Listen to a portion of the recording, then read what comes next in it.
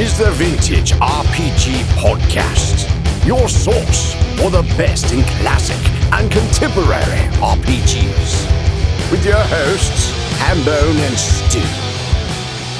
Welcome to the Vintage RPG Podcast, coming at you again from the clubhouse hidden somewhere in the swamps of New Jersey. I'm John Hambone McGuire, and with me, as always, is the founder and publisher of Unwinnable, Stu Horvath. Now, no jokes today, folks. We are here having a nice chat with Tim Linward, games writer, on the Zoom with us to talk about the life of Bryan Ansell. Hey, Tim, how you doing today? Doing real well. Real pleasure to be here. Thanks for having me. I'm so excited to finally be having this conversation. We sort of ran into some scheduling issues along the way. Third time's a charm. I am an elusive man. Like the butterfly. Bryan Ansell passed away back in December of last year, right at the edge of, I think it was like the 30th. And he was one of those guys, I don't think that there were a ton of them in the industry who sort of married business and games in a way that sort of defined his corner of the industry. Anytime, Gygax was one of them, Steve Jackson, both Steve Jacksons probably, Ian Livingston, and Bryan Ansell, and we keep losing them. And it always strikes me as sad because there weren't a lot of them to begin with. And I thought we should talk to an expert because I'm fascinated by Warhammer and Ansell's work, but I don't have the same sort of firsthand experience as I do with stateside games. So I think that characterization that you hit on of someone who really married business and gaming and had a transformational effect, you're really hitting the nail absolutely on the head there, because that he has a life before and after his stint at Games Workshop, and it's the period of his life where he's there that he has this massive influence, and he really comes to define what most people think of as miniature wargaming today. So yeah, it's going to be really interesting. So he got right out of college and got into sculpting, right? Yeah, so his first business is Asgard Miniatures, and at the beginning he's actually doing some of the sculpting in it, not very much. There's some sculptors he's working with very early who go on to have quite big careers. Some of them are going to come with him into Games Workshop. Nick Bibby, unless I'm mistaken, is one from the Asgard days, who nowadays is like a full sculptor, like does full-size sculptures, does bronzes. Oh, wow. Yeah, a real specialism in animals, particularly. So he's right in there with this very, very nerdy passion. And he has a habit which shows up in the Asgard days of just kind of attracting talent. So a really, really critical thing that happens very early on that's going to have a big knock-on impact for the history of Warhammer and other gaming. Asgard Miniatures, they're available. In Britain, they're one of very few miniature ranges which are being made in the UK, fantasy ranges being made in the UK. Most of the stuff's being imported from America. And this kind of makes him a bit of a prominent, visible figure within the very scrappy, zine-based social scene for the early emergent role-playing games and the ongoing wargaming scene that exists at this time. So one of the sort of more important people who notice him is a pair of college friends who have made a fantasy wargaming rule set called Reaper. It's derived from an older, I think, Wargames research group medieval rule set, which is sort of a similar origin story to how Dungeons and Dragons came about. Mm-hmm. And these two young men, they are Rick Priestley and Richard Halliwell, who later they're going to go on and they're going to have a big role in the history of Warhammer. And they happen to have come across some Asgard miniatures, and they really like them. They think they're really good. They think they're cool. They're fantasy. Again, this limited range of UK-made fantasy miniatures. So they contact Bryan and they say, hey, could you help us get this rule set published? So they end up visiting him, and it's either Reaper or possibly some later games they end up playtesting on his carpet and showing it to him. And he helps them on, connects them with a game store that's able to do print and a small amount of print with another company. So that's, this early relationship. And I think we can all relate to that experience of, we're nerds, we're going to meet other nerds, and some of them, they go on and they do cool things. Mm-hmm. But in Ansell's case, the two people he's just met there, they're going to co-author the first edition of Warhammer with him. Rick Priestley is the guy who's going to write the first edition of Warhammer 40,000, principally. Halliwell's going to do a bunch of other good designs at Games Workshop. So, Priestley's just legendary games designer now. And that's one of the sort of X factors that Ansell had. He had a nose for talent, and he sort of had this ability to acquire it and keep it around in his orbit. Another important set of people who see his miniatures, it's Steve Jackson and Ian Livingstone. So in one of the early White Dwarf magazines, which was the very early, not the very first, but an early Games Workshop publication, principally about role-playing games and board games and other more traditional hobby things. There's a lot of editorial going in because it's still quite zany. It's still very personal to the people making it. They're not professional writers. They are gamers and hobbyists making stuff. And there's a lot of opinion. So there's a piece about, hey, why is it that all the great miniatures are coming in from America? We're not seeing much from the UK. And then they find Asgard Miniatures and they give this a really favorable write-up, which is the seed for Citadel Miniatures, because after this write-up, they contact Ansell and they say, hey, we would like you to set up basically a wholly owned subsidiary for Games Workshop, which will be Citadel Miniatures and which will make models just for us. So that kind of is the origins of Citadel Miniatures within Games Workshop. And initially, the scope of this project is it's going to service their RPG licenses. So we're thinking back, this is the very late 70s, obviously very early in the RPG boom, and the principal driver for miniatures has been reproducing all these amazing monster designs for which they just aren't miniatures. It's not like today. There's not loads and loads and loads of companies making them. We all know about Gary Gygax's very early miniatures that he was using for his games. The 54 mil scale Roman soldier that he converted into a giant, that kind of thing, right? So initially, the driver for new miniature designs is, okay, let's do the stuff that's in Dungeons and Dragons. And then also, let's do the stuff in other games. So Games Workshop at the time, shortly after it's been set up by Ian Livingstone, Steve Jackson, and Tim Peake, who is kind of the fifth Beatle in the Games Workshop story. He's the guy who made the backgammon boards that they initially sold. I was going to say they started with like wooden like chess pieces and Mancala and stuff like that. Yeah, that's right. Yeah, Tim Peake was just hand making traditional board game boards. Wow. And that was one of the first products before it's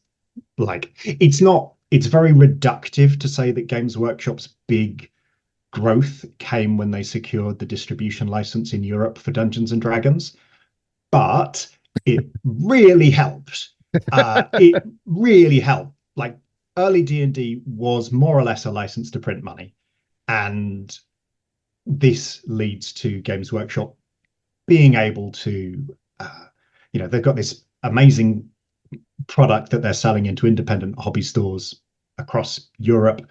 And that is then opening loads of doorways for them as a distributor and a co-publisher. So co-publishing the European editions of American RPGs and developing in-house products and importing stuff and so on. So early on, RPGs really are not the only thing that Games Workshop's doing. They're also doing board games is quite big. But RPGs is, the cool new thing. Mm.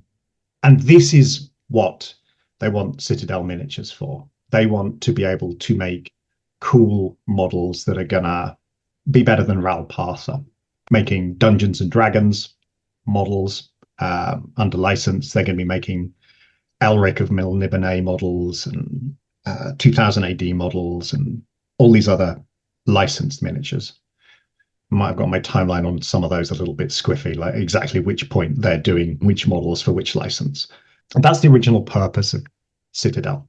And that's basically Ansell's shop, right? Oh, yeah. Yeah. Citadel is Ansell's. Citadel is all Ansell all the time. And he is a massive nerd. He's massively into these things. He's written his own sci-fi wargaming rule set called Laserburn, which actually gets published with a different company altogether. It's still available. You can still get Laserburn if you want that. That's got some interesting ideas in it that I'll come back to later. But to begin with, Citadel is just designing miniatures. Not just designing, making, fulfilling miniatures through to Games Workshop. These are going to become an increasingly big part of Games Workshop's business. They have a lot of advantages over RPGs. The most obvious one is that you only need one rule book per playing group, whereas there is no limit to the amount of, at the time, hard metal models that a person can hoard. And yeah, there's, I mean, and that's still very much the case today. The hoarding urge is very great in the miniature gaming industry. I have so many, and I don't even play war games, and I have so many miniatures. It's ridiculous. I don't use, when I run role-playing games, it's theater of the mind, but I have a lot of RPG miniatures as well as all of my Warhammer and other. It's a hunger you have to feed. See, I don't own a single miniature for this specific reason. Because as soon as you get one, you're finished. Because back in the the early 2000s, I got hooked on the flat crack, and I figured like if I'm here buying like packs and opening packs individually and buying boxes of cards, I can only imagine the slippery slope that for me would be the miniature role playing game hobby. So yeah, I like watching you paint them, Stu, and I'm like, oh, he's getting a lot better. But yeah, not for me. and so Citadel kind of grows to consume Games Workshop in a way, right? Yeah. It's like a cuckoo. So Citadel, I love that. That's a great comparison. Cuckoo. Although to be fair, it's not totally accurate, right? Because a cuckoo is a parasite, whereas Citadel is like a kaiju. It's totally overtaken its parent, but it's also redefined the entire territory around it. Yeah, so the timeline on this is squishy. Yeah, there's several factors that sort of come into play. One is Citadel becoming an increasingly profitable and important part of the business, to the extent where it is really important for Steve Jackson and Ian Livingstone to keep Bryan Ansell satisfied and to continue to realize the sort of value that he and this firm is generating. What starts to happen is a bit of a division between Ansell and some of the other managing directors of effectively the London half of the company. I've not mentioned it, but Games Workshop starts in London with a single store it starts out the back of a van and in some apartments, but then it gets a single store in Hammersmith. And that's where the initial offices are. That's where the importing business and the publishing business for White Dwarf and for the RPGs is. Citadel originally in Newark and then in Nottingham is where the miniatures business is. So there's a geographical divide and there's a bit of a cultural divide around what the business should be doing. And what Ansell is pushing for, he wants more vertical alignment. So a vertically aligned business, that's like Apple, that's like modern Games Workshop. The whole value creation pipeline is fully owned by the company. And what Ansell's idea for Games Workshop is we should be creating our own intellectual property. We should be creating our own products, we should be making our own products, we should be distributing our own products, we should be marketing our own products, and we should not be doing all of these other things that Games Workshop started with and because of, and which had been synonymous with the brand from when it first was created in the 1970s. But essentially, they were carrying water for other companies, right? Making Yeah, money exactly. that they had to split. Yeah, absolutely. And early on, that was fantastic for them, making a percentage of all the money Dungeons and Dragons was making was a really good deal early on. But they've grown, they've got a more mature company, and they're seeing increasing demand for these original products of theirs. So, Ansell threatens to retire. This is according to Steve Jackson and Ian Livingstone's history of the company. And they say, no, look, we will back you with the rest of management when it comes to it. And when it comes to succession, we're going to try and organize something where fundamentally you're going to have a big say. Another factor that's playing at this time is that Steve Jackson and Ian Livingstone, they want to step away from actively managing the company, in part because they're making absolutely shed loads of money from writing the fighting fantasy books. And having a great time as well. Like, can you imagine? You got into this because you're a nerd. You started a business because you've done the classic nerd thing of you want to make some money from your hobby somehow, and it's mysteriously taken off. But now they have this opportunity to write game books and get paid shed loads, and they kind of want to do more of that. Can't understandably, yeah, can't blame them at all. Yeah. So they're wanting to step away, and they do. And there is an interim period where there is a board with Ansell on it and various other members of the original company. And it's clear that this isn't going to last because there are very big personalities in here. Ultimately, what happens is Ansell ends up as the sole managing director and starts, I believe this is the point where he starts to buy a stake in the company as well. So with Ansell now in charge of the whole business, this is where the vertical alignment starts. And this is where Games Workshop starts to be taken over by Citadel Miniatures. There's anecdotes from Rick Priestley. I've definitely seen quote them, and I've seen them from some others who were around at the time, that were it not for the cost of repainting the signs, all the stores would have become Citadel rather than Games Workshop. Yeah. It makes sense too. Like I never really thought about it until you bring it up. But like as a company, it was always confusing to me. It took a long time for me to understand who Games Workshop was relative to Citadel, and the products that came out under the banner of Games Workshop really make more sense as, like, Warhammer makes sense as a Citadel product. Rather than Games Workshop, which seems like a broad thing that you would call a line of game stores. Yeah, and now today they've aligned, they've fully aligned it, and the stores are being rebranded or have been rebranded to Warhammer, and it's all Warhammer all the way down, and the website's warhammer.com. You can still get to gamesworkshop.com. The redirect still works. Yeah. This is an interesting thing because I've been talking about Ansell, the businessman, but we've sort of sidelined Ansell, the creative. And another really important factor, which occurs before Ansell takes charge, it's in the early 1980s, is he thinks that a really good way to push more miniature sales, which are already doing pretty well, would be to have a rule set for players to use them. And it should be a war game. And his rationale for this is that for a role-playing game, yeah, you need more miniatures than you need rule books, but really only the GM needs to buy a lot of those, and the players, they maybe want one each. But a skirmish game or a war game, this is going to require lots of figures. We could sell more models. And he is really, really right about this.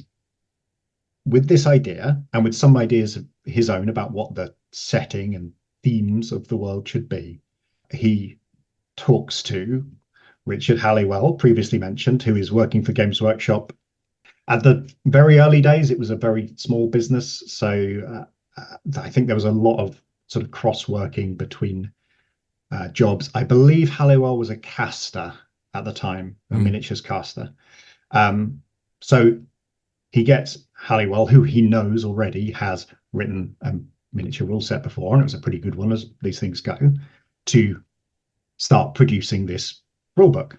And he gets Rick Priestley involved as well, because Rick's mates with Richard and they already know how to work together. Rick has been doing like intermittent work as a mail order packer and other stuff, some marketing in mail order, and gets them working on this game.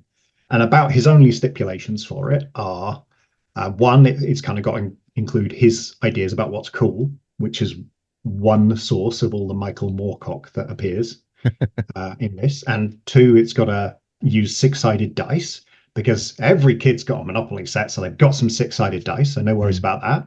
And it's got to be usable with every miniature that Citadel makes. And this, of course, is Warhammer. And the first run of about 3,000 copies sells through really fast, and then sets Rich and Rick on making the second edition, and that sells really well. And this, of course, is the genesis of the Warhammer intellectual property. Initially, of course, first edition Warhammer is a very light book. It's not as lore bereft as like the three pamphlet edition of Dungeons and Dragons, but it's very light. It's not what we're thinking of today, but there is the kernel of what's going to become this very big property. You mentioned as well about branding, and this is an interesting thing, because Ansell is very much a businessman. He has good ideas about how to make money, but he is very aware of the artistic potential of what's happening and what's being made. So there are, within Citadel, there are sub-brands. So there's Marauder Miniatures, which I believe is Trish and Ali Carden, as they were at the time. There is a specific brand for Bob Ollie, gets a specific brand for his scaly monsters. Even early on, there was a royalty fee paid to the sculptors for each of their miniatures. This is not to call Ansell sentimental. There's a rather good account by the Perry twins in Talking Miniatures, which is called the Massacre of the Fuzzy Felters. What a name. What a name. Yep. I'm going to check. I'm going to double check. Mistaken. Wasn't the Perry twins. It's the interview with the Perry twins, but it's one of the interviewers who ends up going off about it. It's Robin Dews.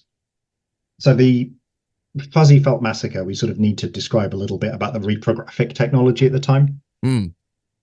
So before you could do everything for the layout of a book in a computer, you needed to create very big layout sheets, which would then be photographed by a specialist who could then get them turned into printing plates that you can run through a printing press.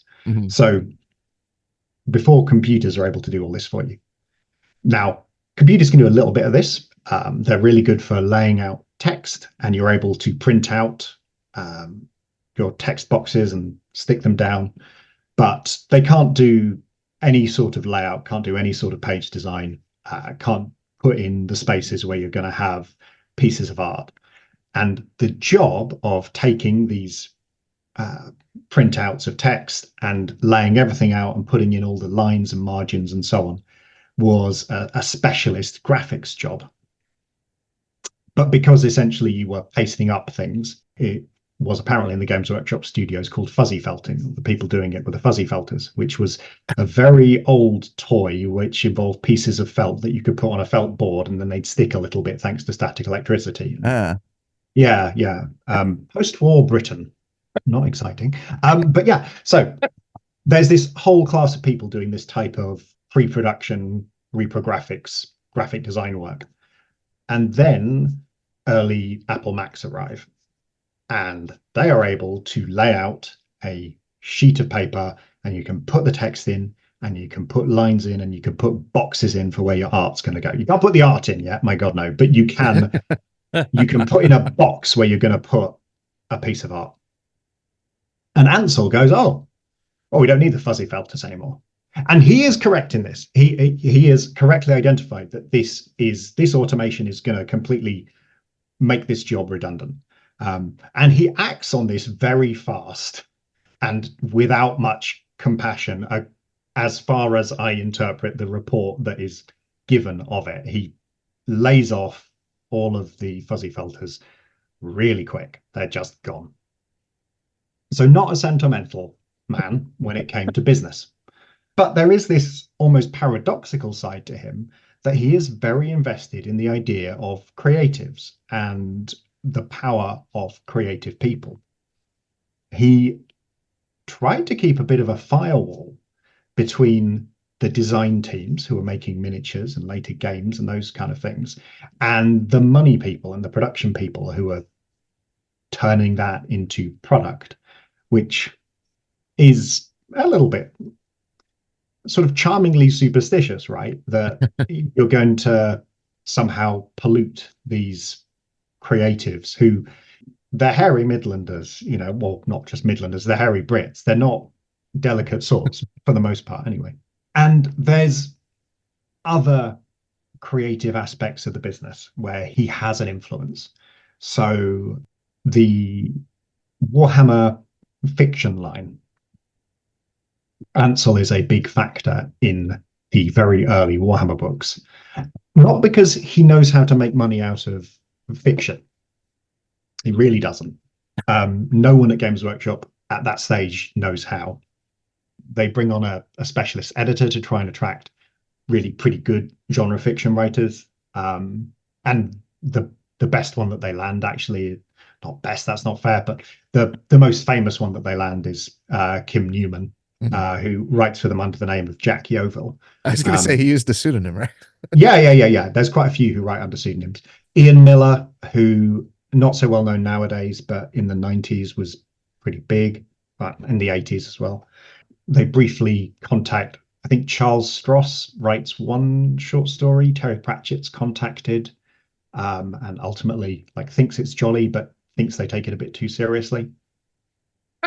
They don't make the books enormously marketable. They put Ian Miller, who is a fantastic fantasy artist and a fine artist as well, in charge of the layout and graphic design and cover art for these books and commissioning work or doing the work himself. And there's lots of examples of, I think it's Ignorant Armies. Yeah, that's a good example.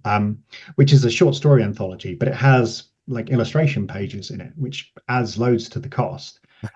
And the cover is awesome. It's kick-ass and cool. It's really not marketable, even by the standards of what's selling in mass market sci-fi bookshops at the time. It's not great.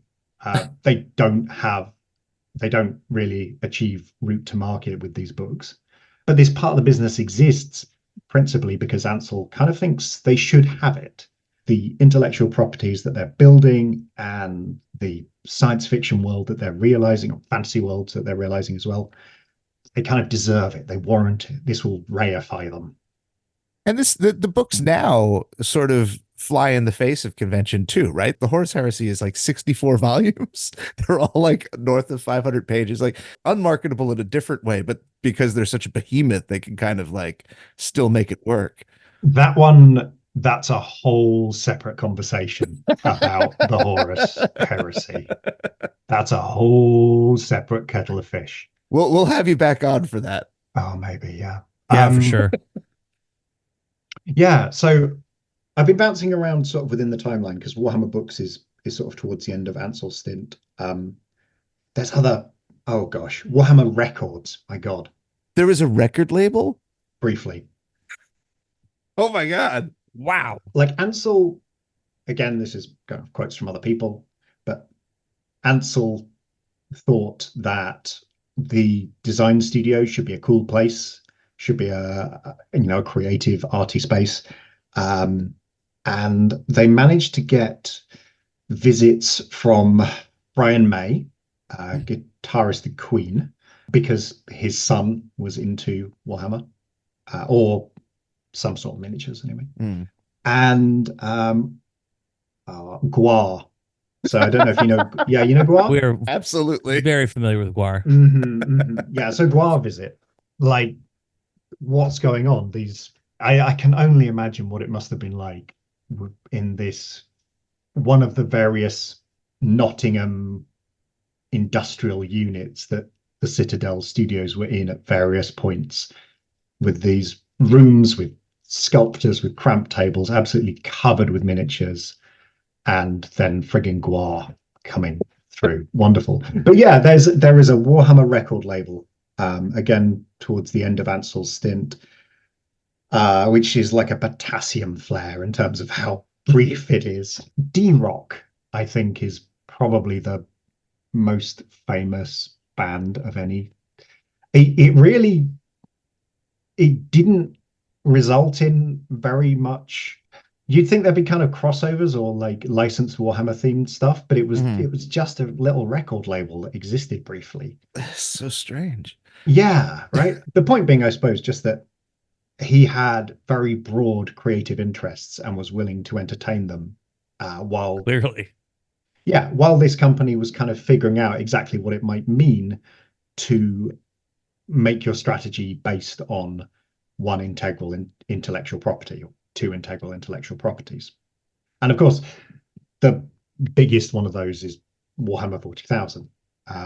So that's 1987. That's after Ansell is the full managing director of the company, and he has a stake in the business before Steve and Ian have fully left. And this is principally a Rick Priestley design. Now this incorporates ideas that have come from Laserburn, actually. There's ideas like bolt guns. Those are from Laserburn originally. The Cult of the Red Redemption, which shows up in Necromunda eventually in Warhammer 40,000. And the general vibe of a medieval age in space is very, very much an Ansell original idea. And then Warhammer 40,000, of course, is just the biggest thing. And it, if nothing else, kind of becomes evidence of just the rightness of Ansell's ideas, that you can take what is originally a distribution business and then a co-publishing business and a retail business, and make it all about just one weird fantasy game. Two weird fantasy games to a lesser extent, but mostly Warhammer 40,000. So Ansell will ultimately leave Games Workshop in the end of the 80s, start of the 90s. He finally has had enough. I don't know the exact conditions under which he left.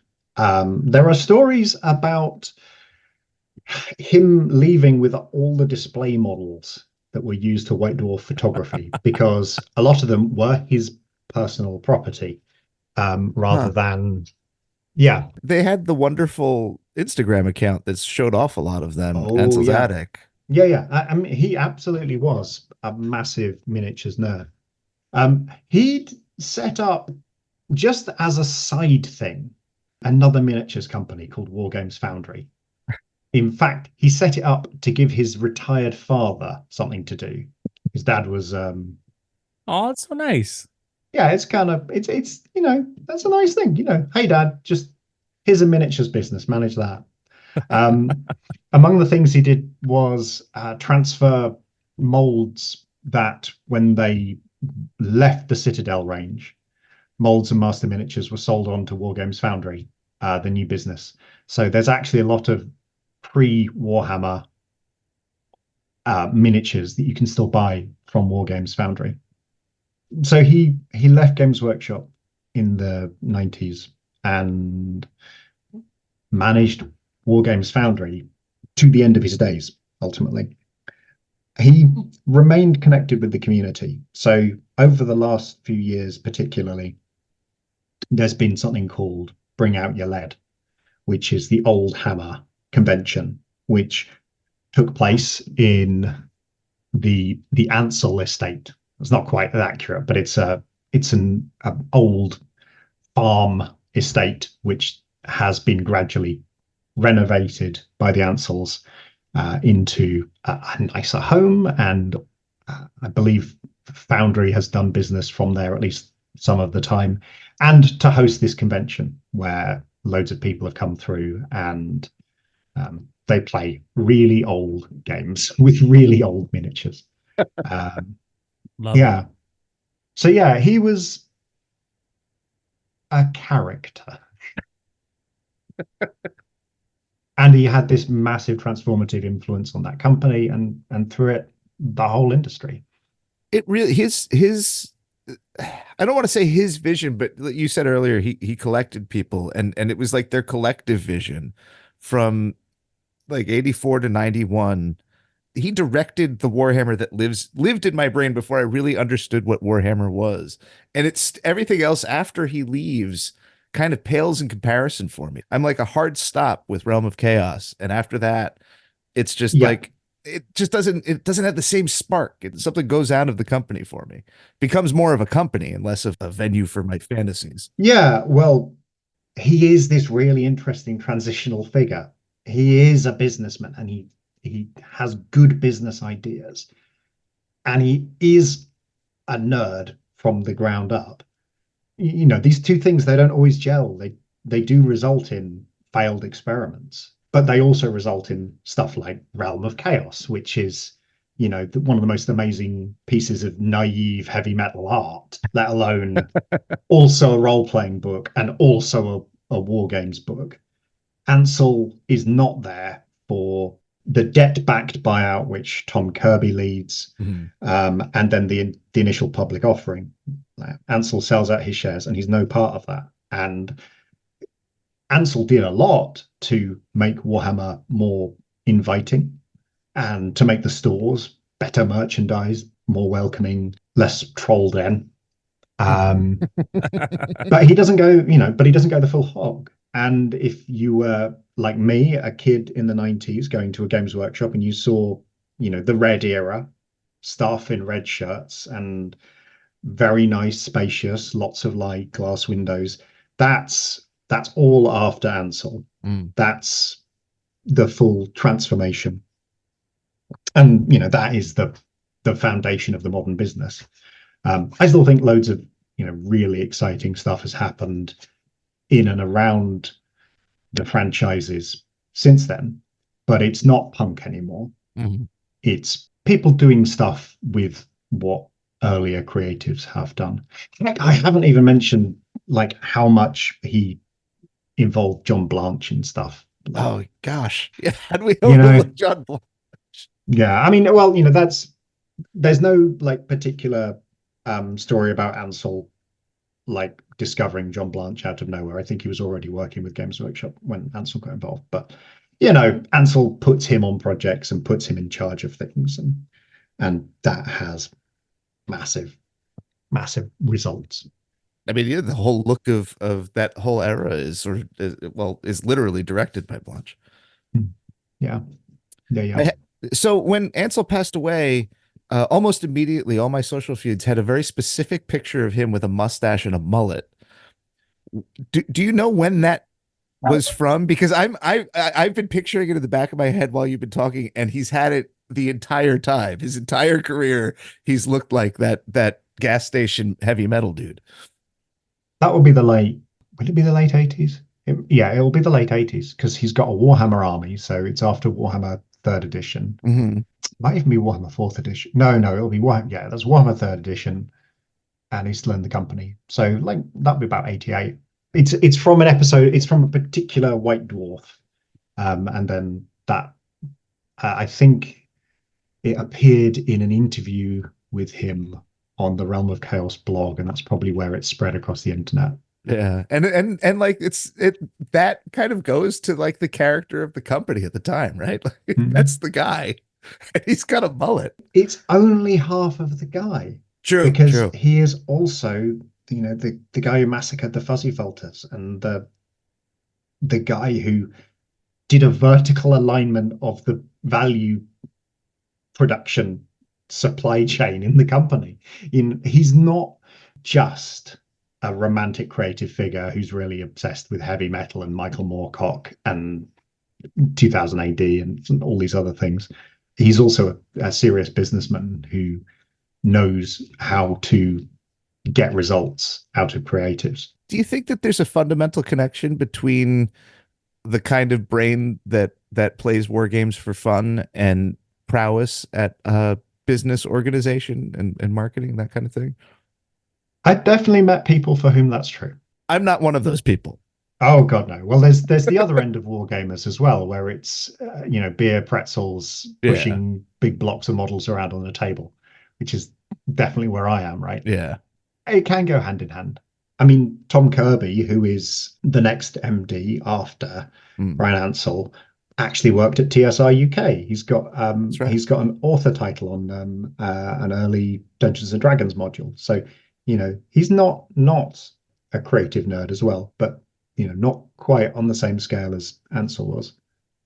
Well, Tim, thank you so much for joining us today, calling in from across the pond, as it were. We would love to have you back again to talk about the stuff that we did not get to within the hour of this conversation. Well, you've got a whole book coming out, right? Yeah. So I'm the author of Grimdark, which is a collection of essays about the business behind and the universe of and the game of and the fandoms around Warhammer 40,000. It is coming through Strange Attractor Press when it emerges from the war, because they're really small and it's taking a while to edit. I've been looking forward to it for a very long time, it feels like. A lot of people ask me about it, and it's with a very small press who have quite a lot on their plate. It is happening, though. It is real, I promise. Well, very cool. And shout out to Strange Attractor. We will definitely tell people about it when it comes out. So just let us know and we will put the word out for you, as it were, because we are always happy to put over people who are doing awesome creative stuff. So this is another amazing episode of the Vintage RPG Podcast. Tim, where can people find you on the internet? My day job, I'm a writer for Wargamer.com. That's the best place to find the stuff that I say. Very cool. Stu, where can people find you on the internet? They can find me on Instagram at Vintage RPG. I've posted a bunch of stuff. You can go. I recently posted about Realm of Chaos, both volumes, so you can go check out the monument of awesomeness that those two books are. Very cool. You can find me across the internet at John McGuire RPG. I'm actually posting more, mostly on Instagram, because I'm actually leaving the house. I'm going places. I'm doing things. I may even post pictures of my new office that you are hearing me record out of right now. It's pretty cool. We're still setting it up, but I'm very happy to see the sunlight again, as I've been in a basement apartment for the last almost 8 years. Anywho, if you like the show, don't forget to rate, review, and subscribe. Your reviews really help other listeners to find us. And if you really like the show, why not become a patron? Patreon.com/vintageRPG. We got a behind-the-scenes look at whatever Stu's working on. We got a behind-the-scenes look at whatever I'm working on. We got a killer Discord community that we'd love for you to be a part of. We got early release episodes for as little as $1 a month. Usually get them on Friday or Saturday, depending on when we record them in the week. But for once, I think we might get ahead. So yay, Friday releases. We also have a tier where you can play an ongoing West Marching campaign with Stu, and then a tier where you can roll some dice with your old buddy HB. I play different games every month because I want to, change it up a little bit. But patreon.com/vintagerpg. So for Stu Horvath, I'm John Hambone McGuire. May the dice always roll in your favor.